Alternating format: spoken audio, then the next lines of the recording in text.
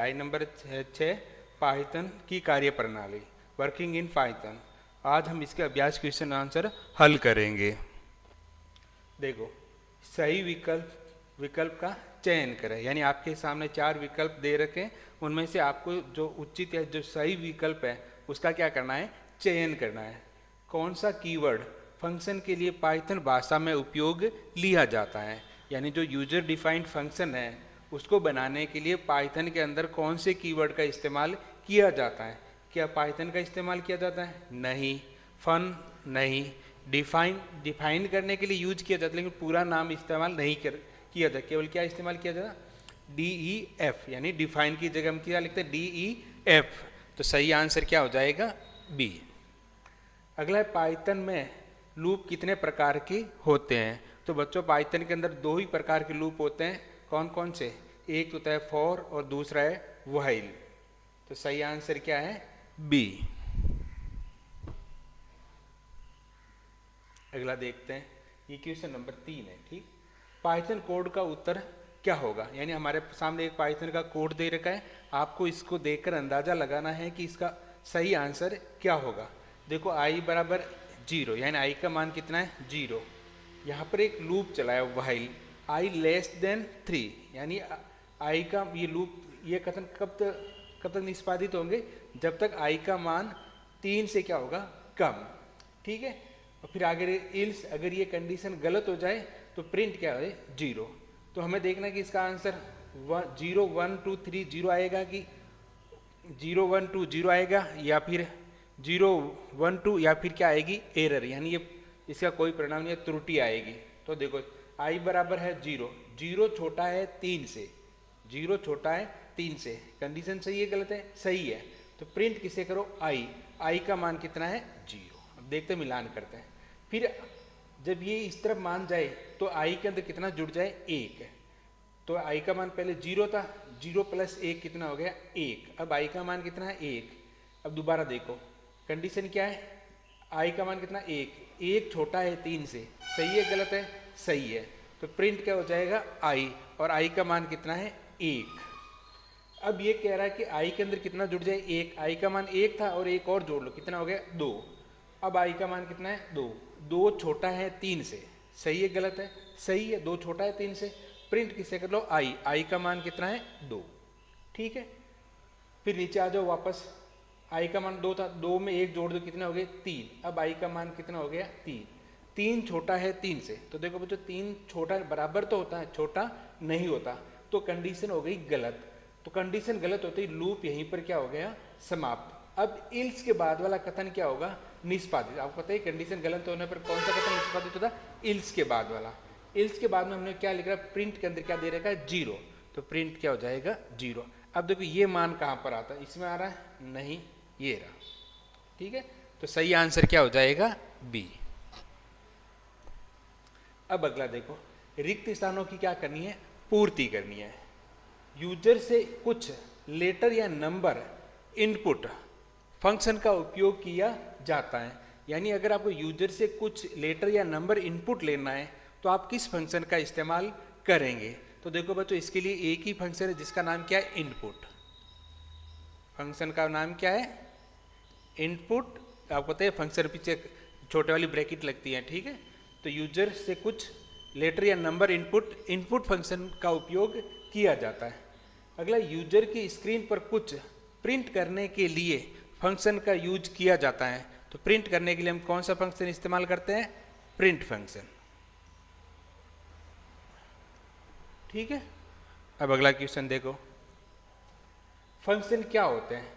देखो, पाइथन में function code का क्या होता है? एक समूह होता है।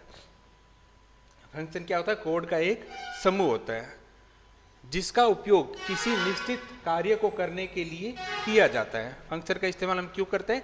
अगर आपको कोई निश्चित कार्य करना है तो उसके लिए हम फंक्शन का इस्तेमाल कर सकते हैं।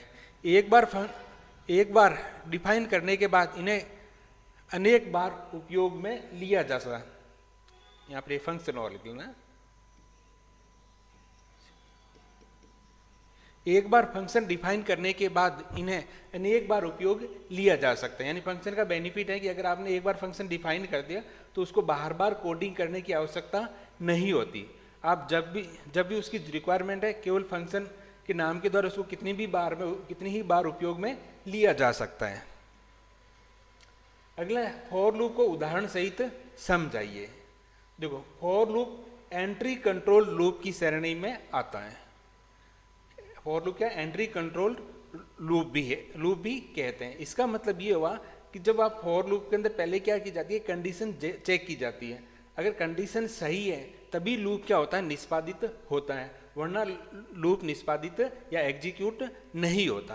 क्योंकि लूप को एग्जीक्यूट करने से पहले दी गई कंडीशन को क्या किया जाता है, चेक होती है, और कंडीशन ट्रू होने पर ही लूप में एंट्री होती है और लूप एग्जीक्यूट होता है। पाइथन में फॉर लूप का मुख्य उद्देश्य सीक्वेंस को दोहराना है। अब हम समझते हैं इसका उदाहरण। मान के चलते हुए एक लिस्ट बनाते, क्या बनाते हैं, लिस्ट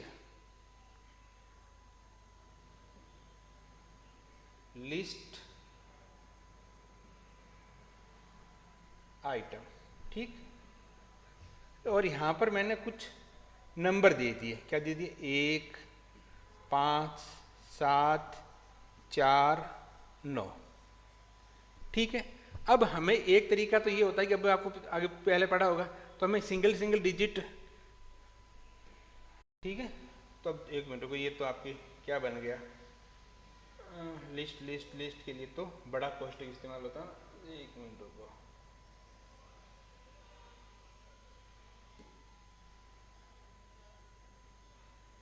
ये क्या हो गया,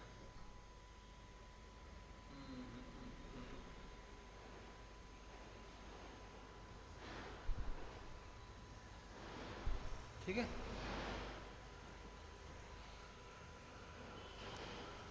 यानी हमारे पास एक लिस्ट आइटम जिसके अंदर ये कुछ वैल्यू दे रखी है।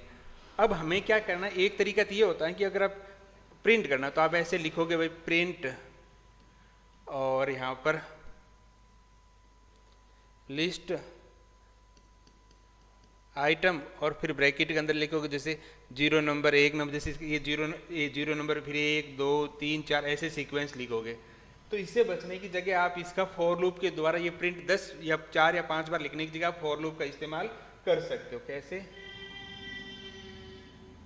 अब देखो, लिखते हैं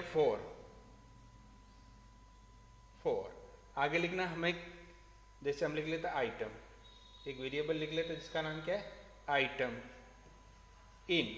आइटम के अंदर वैल्यू कहां से आएगी, लिस्ट अंडरस्कोर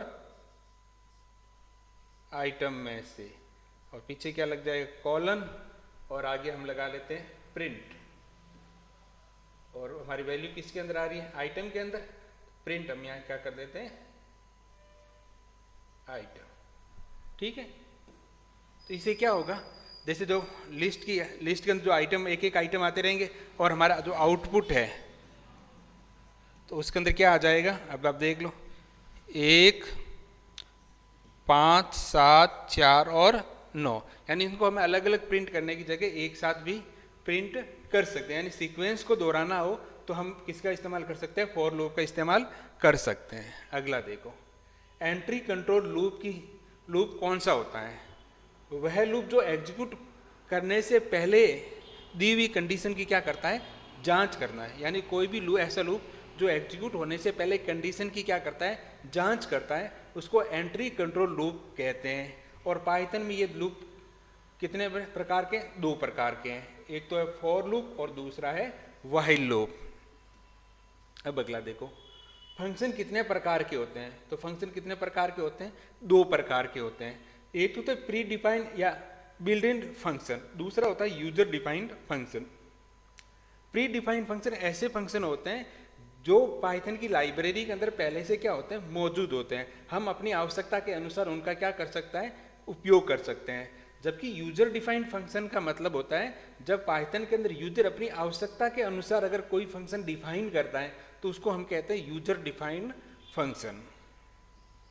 अगला देखो, किन्हीं 2 पाइथन फंक्शनों के नाम लिखिए। क्योंकि हमने इस चैप्टर में दो ही फंक्शन तो बार बार यूज किए थे प्रोग्राम के अंदर, एक तो है प्रिंट फंक्शन, दूसरा है इनपुट फंक्शन, और दोनों ही कैसे फंक्शन है, यूजर डिफाइंड फंक्शन नहीं है। प्री डिफाइंड फंक्शन है। अब अगला देखो, इनपुट फंक्शन को उदाहरण सहित यानी पाइथन कोड लिखिए। देखो पाइथन में कीबोर्ड से इनपुट लेने के लिए हम इनपुट फंक्शन का उपयोग किया जाता है। अगर पाइथन में अगर आपको कीबोर्ड के द्वारा इनपुट लेना है तो आप किसका इस्तेमाल कर सकते हो, इनपुट फंक्शन का उपयोग किया जाता है। और पाइथन में शब्दों अंकों के रूप में इनपुट लेने के लिए भी हम इनपुट फंक्शन का उपयोग कर सकते हैं। अगर हम इसका उदाहरण की बात करें, अगर कोड लिखना है तो देखो हम ऐसा एक काम करते हैं कि हम एक आउट यूजर्स के द्वारा क्या करवाते हैं, किसी का नाम इनपुट करवाते हैं। जैसे हमने लिख दिया एक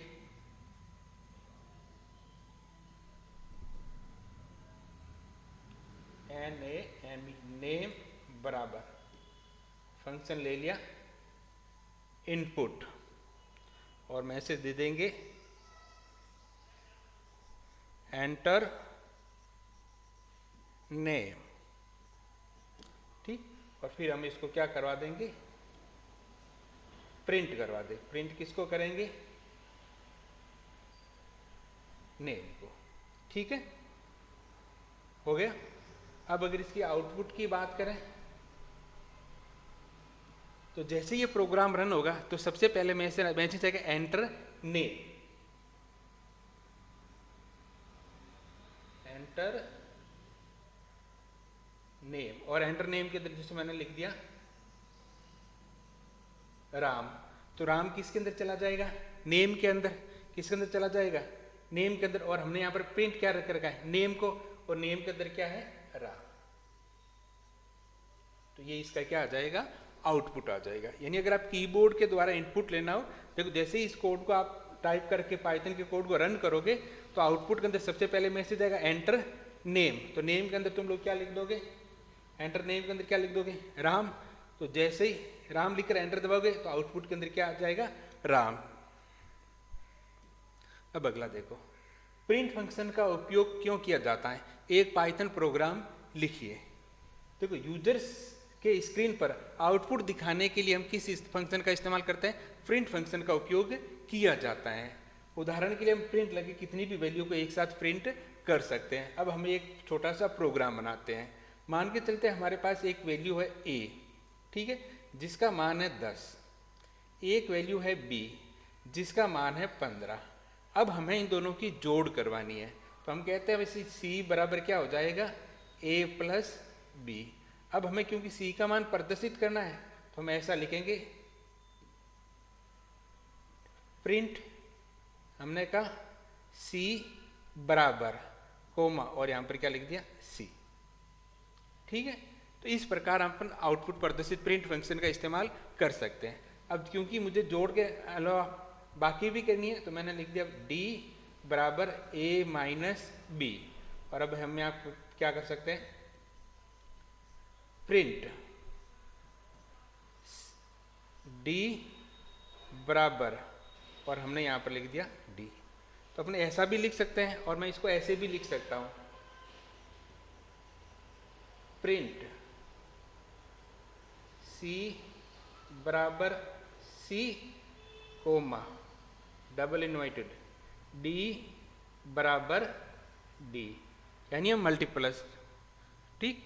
और अगर हम इसके आउटपुट की बात करें तो कि रिजल्ट कैसे आएगा, तो देखो a का मान 10, b का मान 15, a प्लस b का कितना हो गया 15, 25, 25 किसका मान है c। प्रिंट किसको करना है, c बराबर, तो यह पहला आएगा c बराबर c का मान कितना है 25, ठीक। फिर d बराबर a माइनस b, 10 माइनस 15 यानी माइनस के 5। प्रिंट किसको करें, d बराबर, तो d बराबर माइनस के कितने आ जाएंगे 5, ठीक। आगे देखो प्रिंट c बराबर c का मान कितना था 25, ठीक।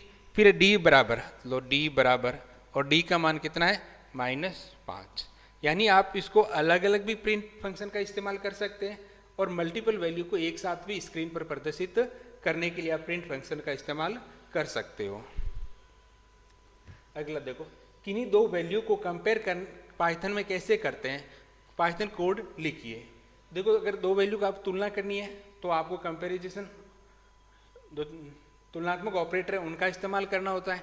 कौन कौन से हैं, जैसे लेस देन, जैसे हम बात करते हैं तो ये कुछ तुलनात्मक operator, less than, greater than, less than, equal to, greater than, equal to, और एक होता है नॉट इक्वल टू। ठीक है, इन फंक्शन का, इन ऑपरेटर का इस्तेमाल आप तुलना करने के लिए कर सकते हैं। अब यहाँ पर एक हम पाइथन कोड लिखेंगे, क्या लिखेंगे, दो वैल्यू में से बड़ी वैल्यू प्रिंट करने का प्रोग्राम। ठीक है, कैसे करोगे, देखो सबसे पहले हमारे पास दो वैल्यू होनी चाहिए, तो हम यहाँ पर वैल्यू इनपुट करवा देते हैं या फिर साथ में दे सकते हैं। जैसे हमने कहा a बराबर है 10, b बराबर है 15, b बराबर कितनी है 15। तो हमने यहाँ पर कंडीशन लगाई, इफ यदि a बड़ा है किसे, b से, देन क्या होगा, थोड़ी सी जगह छोड़कर प्रिंट हो जाए, क्या प्रिंट हो जाए, a इज बिग। ठीक, और इल्स, इल्स है ELSE, इल्स अगर ये कंडीशन गलत है तो हमने कहा प्रिंट हो जाए, क्या प्रिंट हो जाए, PRINT, देख लेना इस तरह। ठीक है, अगर a बड़ा नहीं है तो कौन बड़ा होगा, b इज बिग। ठीक है, ये एक छोटा सा कोड है जिसके अंदर हम दो वैल्यू के मध्य क्या कर रहे हैं, तुलना कर रहे हैं। तो अगर हम इस कोड को रन करेंगे कंप्यूटर की स्क्रीन पर, क्या करेंगे, रन करेंगे,